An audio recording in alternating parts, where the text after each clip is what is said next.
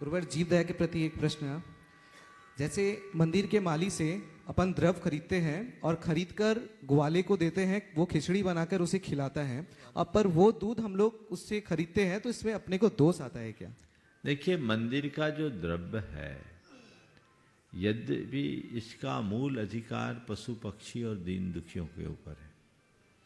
मैंने अनेक बार इस मंच से कहा कि मंदिर की पूजा सामग्री आज बाजार में जहाँ बिक रही है उससे लोग बिरयानी खा रहे हैं, क्योंकि वही तबका उसे खरीदता है और अभक्ष्य वस्तुओं का सेवन मंदिर के उन पवित्र द्रव्यों के माध्यम के साथ करता है, जो कतई उचित नहीं है।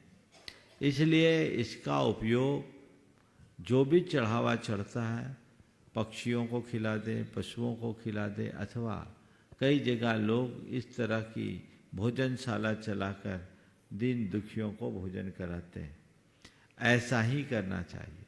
मंदिर कमेटियों को ऐसी व्यवस्था बनानी चाहिए कि जो मंदिर का व्यास है उसको पर्याप्त तनख्वाह दें और तनख्वाह देकर जो द्रव्य सामग्री है उसका इस कार्य में उपयोग करे। अन्यथा इस पाप के भागीदार वे पहले होंगे जिनके हाथ में मंदिर का प्रबंधन है। देश के अनेक मंदिरों में ये व्यवस्था बनी है, पर अभी भी बहुत सारे लोग हैं जो गतानुगतिक हैं, सब कुछ जानते देखते हुए भी आंख मूंदे हुए हैं। पता नहीं, शायद उनको पाप से कोई ग्लानि न हो। आप थोड़ा सोचिए, जिस अहिंसा के देवता की आप आराधना करते हैं उसके चरणों में चढ़ाई हुई द्रव्य सामग्री के साथ कोई मांस आदि का भक्षण करे तो कितना दुर्भाग्यपूर्ण होगा। ये बहुत निंदनीय है। हृदय में संवेदना जगनी चाहिए। यदि तुम अपने द्रव्य से माली की पगार जोड़ रहे हो तो तुम निर्माल्य का मूल्य आंक रहे हो। तुम्हारी पूजा का ही अर्थ नहीं, पूजा व्यर्थ है और इसका पहला पाप मंदिर के प्रबंधकों के सिर चढ़ेगा। और आप सबसे मैं कहूँगा, इस संदेश में यदि प्रबंधक नहीं मानते तो आप अपनी द्रव्य चढ़ाइए, उठा के ले आइए।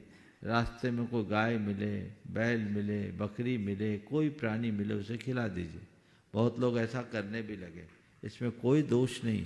शास्त्र में ऐसा कोई विधान नहीं है कि मंदिर में जो हम पूजा करें वो द्रव्य मंदिर में ही छोड़े। ये तो मालियों का सिस्टम बना दिया। आप अपना पूजन की सामग्री को पशु पक्षियों को खिला दीजिए ताकि उनका भरण पोषण हो। अब रहा सवाल जो आपका है, हमने द्रव्य सामग्री माली से खरीदी, बहुत उत्तम काम कर रहे हो, माली का भी पेट भरना चाहिए। हालांकि ये काम मंदिर की कमेटी का होना चाहिए, पर जो लोग पूजा करने वाले ऐसा कर रहे हैं उनका ये प्रयास सराहनीय है। आपने खरीदा, अब खरीद करके आपने अगर ग्वालों को दिया और वो खिचड़ी बनाकर दिया। आप खिचड़ी खुद बनाते हैं कि ग्वाले बनाते हैं? ग्वाले खिचड़ी बनाकर गाय को खिलाते हैं या जानवर को खिलाते हैं, तो आपने उनको दिया, एक प्रकार से उसका कंजम्पशन सही हो गया। उत्तम तो यही है कि निराश्रित पशुओं को दें ताकि उनका भरण पोषण हो। दुधारू पशु को तो ग्वाले खुद खिला देंगे, लेकिन निराश्रित पशुओं को दे तो ज़्यादा अच्छा है।